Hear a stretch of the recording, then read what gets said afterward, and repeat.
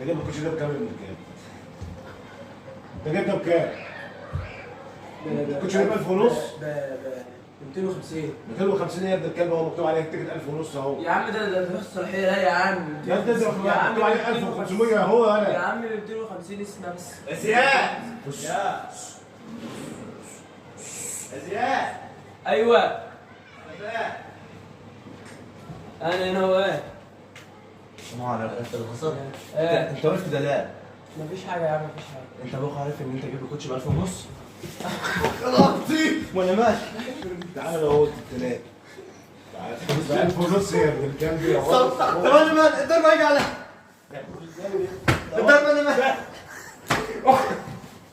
سيب التيشيرت ب 1000 ونص يا ابن الكلب. سيب التيشيرت. وانا عمال اقول لك تقول لي مش عارف وانا ايه مال. يا ابن الكلب ده انت